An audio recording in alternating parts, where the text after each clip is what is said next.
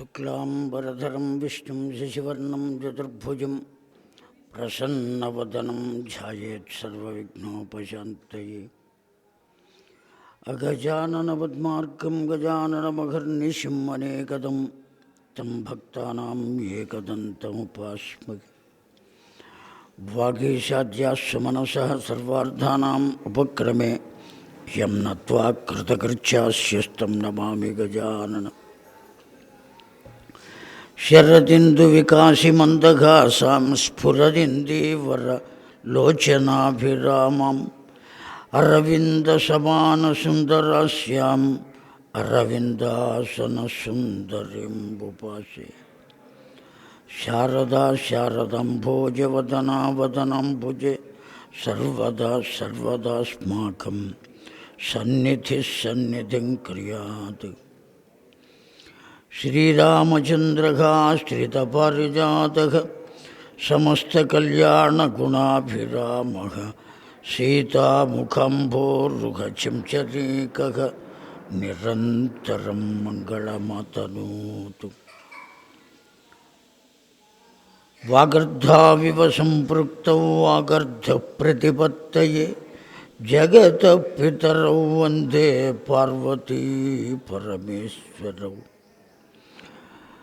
శృతిస్మృతిపురాణానాం ఆలయం కరుణాలయం నమామి భగవత్పాదం శంకరం లోకశంకరం.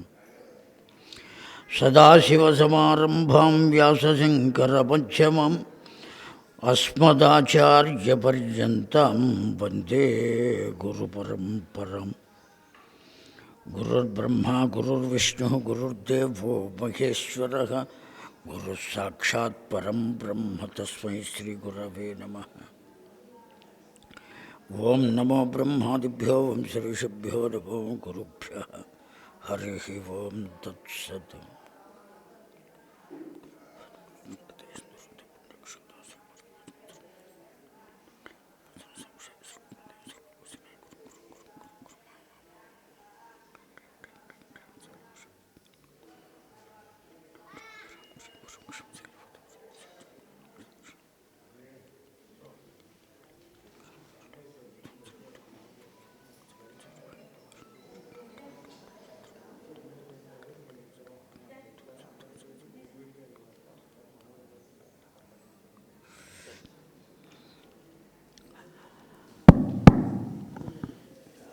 దర్శనానికి పేర్లు ఇవ్వమని చెప్పారట. ఆ పేర్లు విడివిడిగా ఎవరి పేర్లు వారు, ఏదో ఒక సుబ్రహ్మణ్యం గారు ప్లస్ 5 అని కాకుండా విడివిడిగా ఎవరి పేర్లు వారు ఇవ్వాలి. కామేశ్వర శర్మ గారి కుమారులు మనోజ్ గారు ఉన్నారు, వారితో మీరు ఈ పూట ప్రవచనం అయిన తర్వాత సంప్రదించండి. ఇప్పుడు హడావిడిగా మధ్యలో లేవద్దు. ఆ విషయాన్ని తెలియజేస్తూ ఉన్నాం. భోజన విరామ కాలంలో సంప్రదించి దర్శనానికి విడివిడిగా పేర్లు ఇవ్వండి.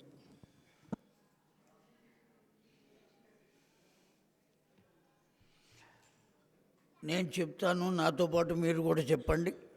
శ్రీమాత్రే నమః.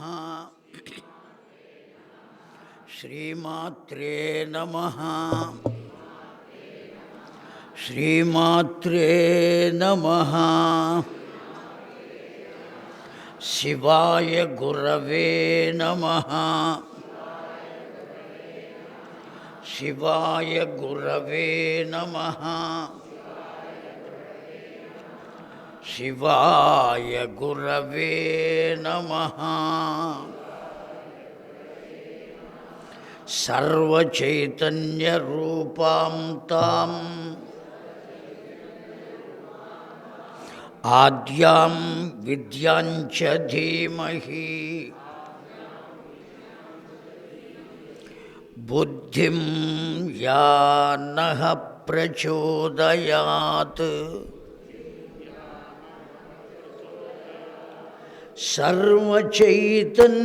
సర్వచైతన్యరూపాం తాం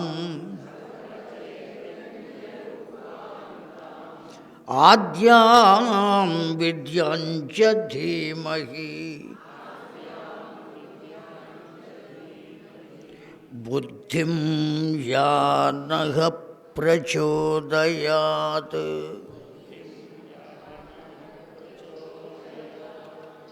సర్వచైతన్యరూపాం తాం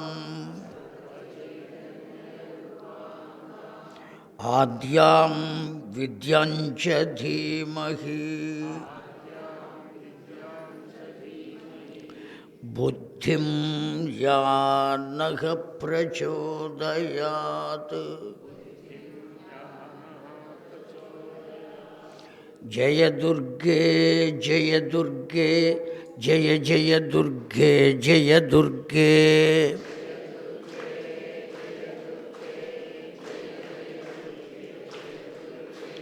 జయ దుర్గే జయ దుర్గే జయ జయ దుర్గే జయ దుర్గే.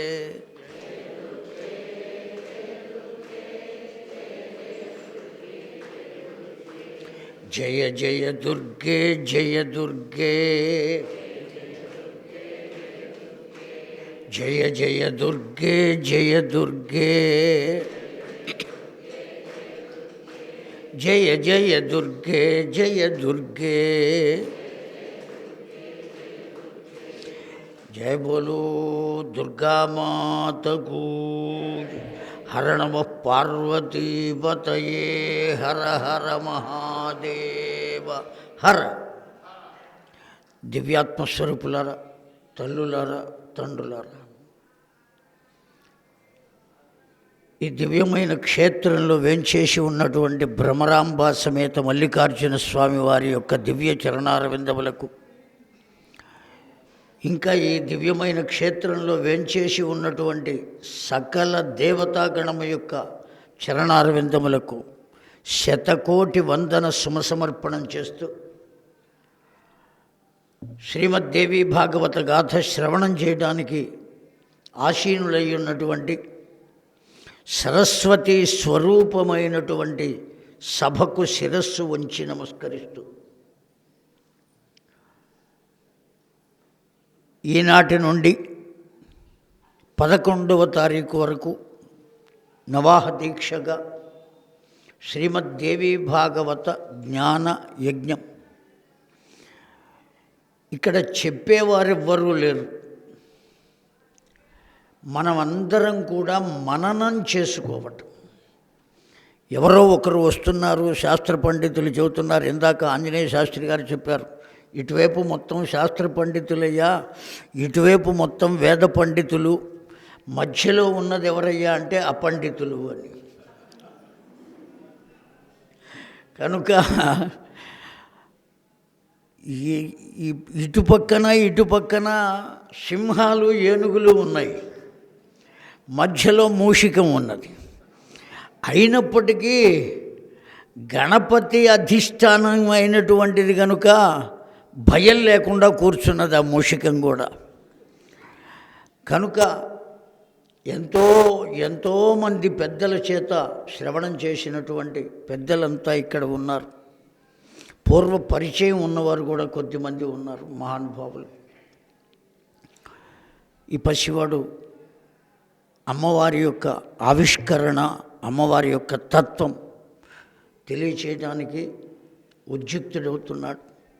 శ్రీమద్దేవి భాగవతం, శ్రీమద్భాగవతం 2 భాగవతాలు ఉన్నాయి మనకు. ఈ రెండిటికి భాగవతము అనేటువంటి పేరే ఎందుకు పెట్టాడు? కేవలం భగవత్ సంబంధమైనది భాగవతం.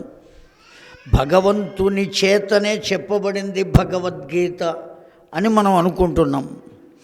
భగవంతుని గురించి చెప్పింది కనుకనే భాగవతం అని అనేట్లయితే, అష్టాదశ పురాణములు మొత్తం చెప్పింది భగవంతుని గురించే. కనుక 18 పురాణములు భాగవతాఖ్యాయమై ఉండి తీరాలి. మన అందరి చేత భాగవతం అనే పిలువబడి ఉండాలి. ఒక్కొక్క పురాణానికి ఒక్కొక్క పేరు ఉన్నది. అది ఎలా ఉన్నది, ఎందుకున్నది అట్లాగా? అన్నీ భగవంతుని గురించి చెప్పినవే కదా. అంటే వ్యాస భగవానుడు మత్స్య పురాణంలో అందమైన శ్లోకం చెప్పారండి.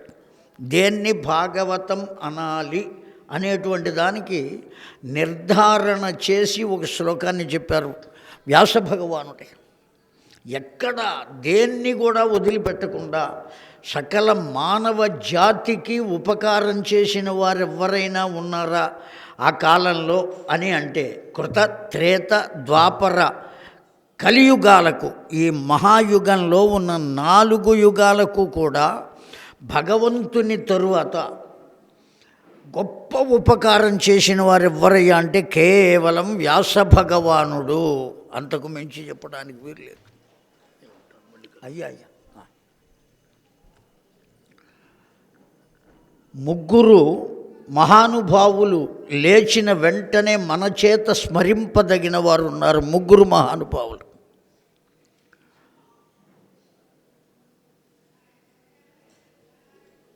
వేదవిధులైనటువంటి వారు పెద్దలు ఆంజనేయ శాస్త్రి గారు. వారు ఇక్కడ ఉండి సభను నడపటం అనేది కూడా మనం చేసుకున్నటువంటి భాగ్యం. శబ్దమునకు ఆధారమైనటువంటిది వేదం తప్ప ఇంకో గ్రంథం లేదు. అటువంటి వేదోపాసన చేసి వేదం ద్వారా లోకంలో అనేక రకాలుగా జీవనం గడుపుతున్నటువంటి వాళ్ళు వేద పండితులు చాలామంది ఉన్నారు.